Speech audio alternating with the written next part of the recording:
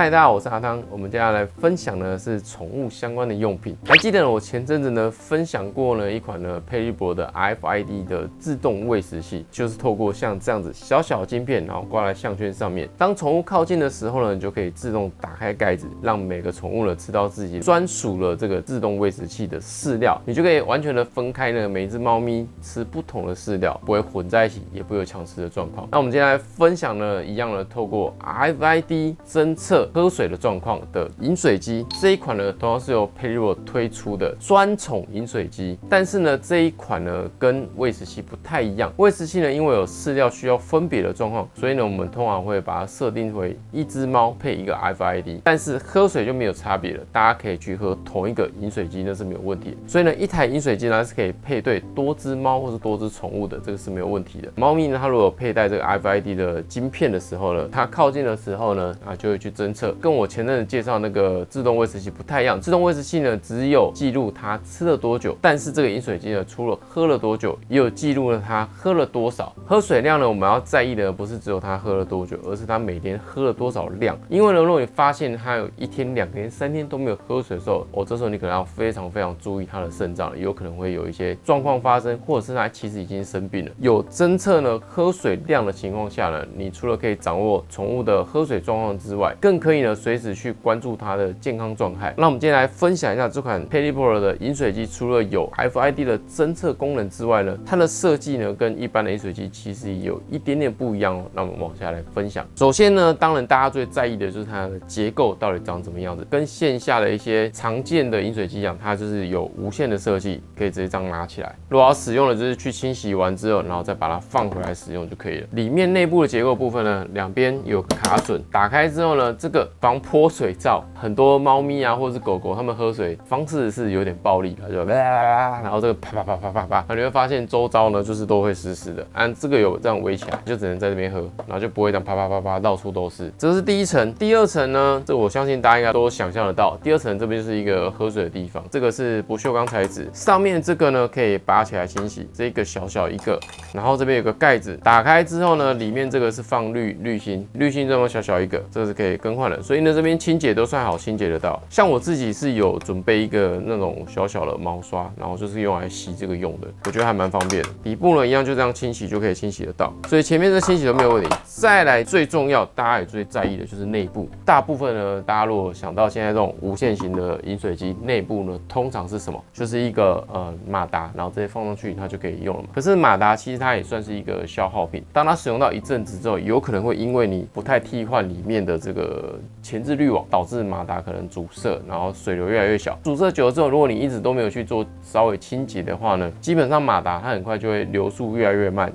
转不太动。过一阵它可能就是烧坏掉，然后你可能要再更换马达。但是呢，其实很多饮水机的厂商，如果你跟他讲说马达坏掉，如果在保固内，有时候他们马达要更换，不见得马上就有货可以给你。我觉得这是一个很麻烦的事情。这次 Pelipro 这个呢，我觉得最棒的一点是它终于不是采用马达设计的。它的原理到底是什么呢？其实我有点难说明它的原理是什么，但我猜就是类似帮浦的概念，只是它不是用马达的方式，所以比较不会有像传统马达进出那种，让它导致里面卡住的问题。好，我来拆给大家看哦。一样第一层这个延长管，我们可以把它拔起来。再来第二个呢，你看一般的无线马达设计，我都导成这样，它早就已经啪掉下来了，对不对？这个没有掉，为什么呢？因为它是一个盖子在这边的概念，它是要拔一下。这里面只有一个这样子小小的类似旋转的叶片，这个旋转叶片我猜它是透过底部磁圈或什么的，然后可以让它做旋转这个动作，来带动这个水往上走，就可以流出来。接下来我刚拔起来这一颗呢，大家想说它是马达对不对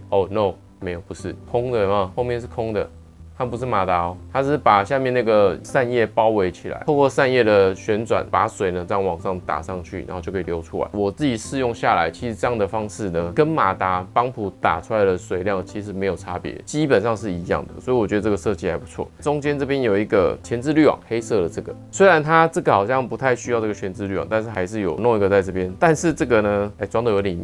里面，要找东西抠了，我自己手指抠不太出来，手指太粗了。OK， 这个不重要，这个我觉得其其实还好，这个有跟没有可能差不多。重点是你前面的滤芯上面这个滤芯有安装比较重要。所以这个马达设计呢，不能说是马达设计，算是用扇叶的方式带动水流往上。我们把它装回去，然后给大家看一下它的水流长什么样子。原则上这个就是我觉得减少了那个马达零件，这个设计真的是蛮不错的。好，我们来加水。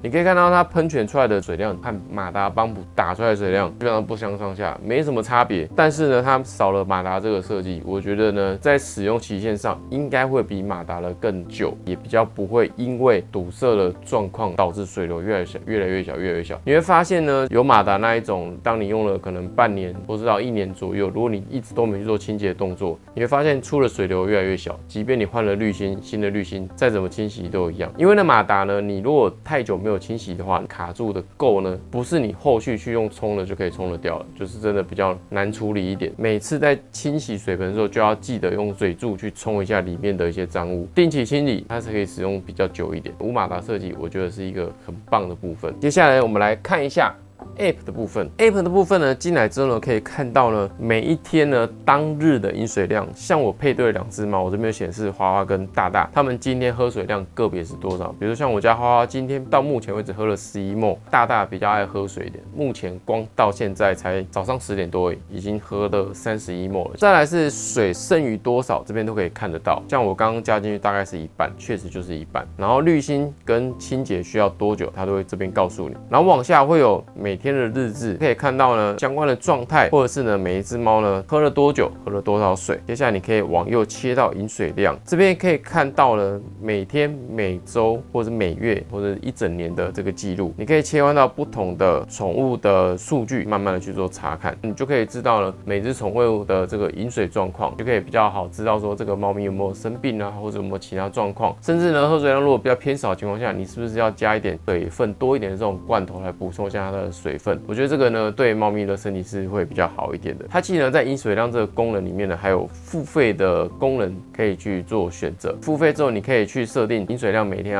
需要达标多少，可以去追踪到底每天有没有达标，可以记录更详细一点，更方便的去追踪猫咪的状况。大概就这样了。不论是 App 设计啊，或者是饮水机的设计，在这几年的猫咪用品的一些竞争之下呢，我觉得进步的越来越快，设计也越来越好。比起呢一开始出现的那种无线马达的这种设计，现在又进一步的里面呢更好的清洗，也没有马达这个消耗品，出水量一样蛮大的。这一台呢目前是卖4650，我觉得这个价格算是可以接受的。大部分的饮水机无线马达的好用的其实也都落在3000多块，你再加个1000块，就多了一个 RFID 的功能，没有马达设计的这个饮水机，基本上是蛮划算的啦。大家如果家里呢是养多只猫咪的话呢，可以去试试看这种有 RFID 的机种，然后可以更好去记录猫咪的喝水状况。那我们今天就分享到这边啦。大家如果对这一款 Pelipro 的 RFID 专宠饮水机还有任何问题的话，也欢迎在底下留言哦。那我是拍电影阿汤哥，下次再见喽，